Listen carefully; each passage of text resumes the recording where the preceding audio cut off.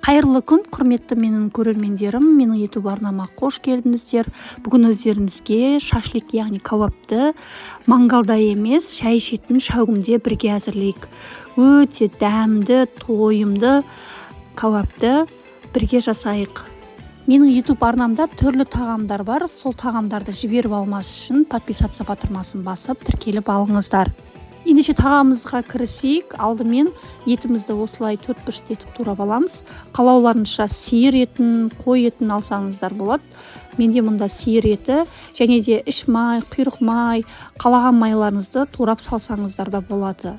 Одан кейін пиязымызды осылай 4-1 етіп тураймыз. Оны да осы етіміздің үстінен саламыз.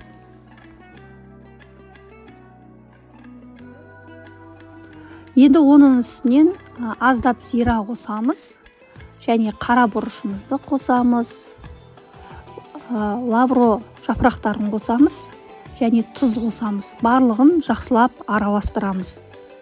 Мен осы кезде сұйық май құйғам, бірақ сұйық май құйғаным көрінбей қалыпты. Аздап сұйық май құйып жібереміз. Барлығын жақсылап араластырған соң, шай ішетін осындай шайнегімізді аламыз. Енді осы шайнегіміздің ішіне жаңағы ет дайындаған салма еттерімізді барлығын толығымен саламыз.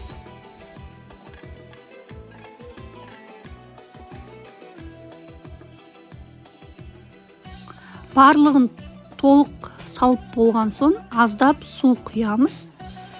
Ендігі кезекте фольга аламыз. Фольгамызды осылай кесіп аламыз. Және кішкентай бөлшек тағы кесеміз. Кішкентай бөлшегімізді су жаңағы ағатын жеріне бітеп қоямыз. Бізде ауа кірмеу керек. Және осы жаңағы қақпағының үстінен фольгамен орап қоямыз. Достар, айта кететін маңызды жайт, пешімізді қыздырмаймыз. Суып тұрған пешімізді қосамыз. Сол кезде ғана барып саламыз. Енді градусникті ең төменгі градус, яғни 150-160 градусқа қоямыз, 1,5 сағаттай пісіреміз. Кабабымыз піскенше қамыр илейік. Суымызға аздап тұз қосамыз, және ұнымыздың үстіне суымызды құямыз, аздап сұйық май құямыз. Қатты қамыр илейміз. Жұмсақ қамыр болмау керек, достар. Егер қамырларыңыз жұмсақ болса, сіздерге жаятын кезде қазір қиындық тудырады. Сондықтан қаттырақ қып илеңіз, бетін жауып қойыңыз, қаясып қалмас үшін. 15 минутқа тындырып қоямыз. Менде мұнда 15 минут өтті. Тынып тұрған қамырымды бірнеше бөлшектерге бөлеміз. Барлығы бірдей бөлуге тырысыңыздар. Сонда біздің жаңағы патернандарымыз бірдей болады. Осылай барлығын күлшелеп салафан қалтасына саламыз. Беті қаясып қалмас үшін. Салафан қалтасынан осылай бір-бірдеп алып, оқтаудың көмегімен өте чұқа етіп жайып шығамыз. Барлығын.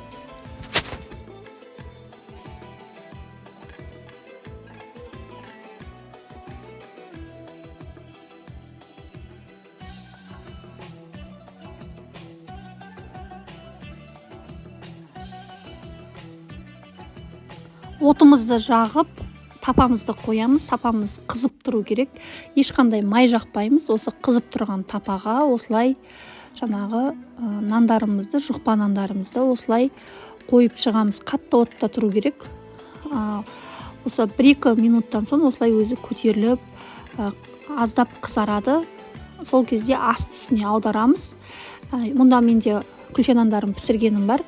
Әр піскен күлше нанымыздың үстінен су себелейміз. Және дымқыл шүберекпен, орамалмен бетін жауып қоямыз. Себебі бізде нанымыз қаясып қалуы мүмкін.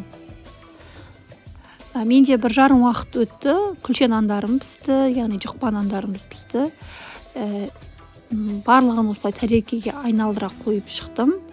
Және көріп тұрғандарыңыздай осындай керемет болып піскен. Өзінің суы өзінде, иісі деген өте керемет болып тұр.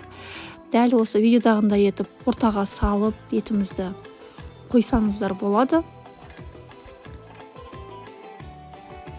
Осының үстінен қалауларыңызша пияз турап, осколктер қойсаңыздар болады. Егер қаламасаңыздар былай да жей беруге болады. Біздің тамағымыз осымен дайын. Көріп тұрғандарыңыздай еті осылай езіліп керемет болып піседі. Дәмі, иісі деген айта алмаймын енді. Өте керемет достар.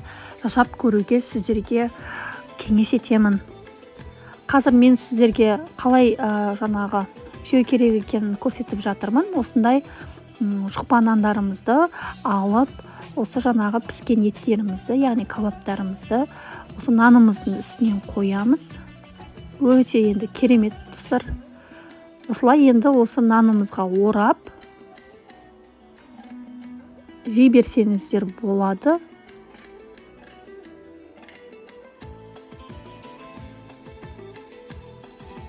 Дәмі деген күшті. Достар, сіздерге тағам ұнайтын болса, жасап көріңіздер. Дәл осы үйдегі шай ішетін шәугіммен жасадым.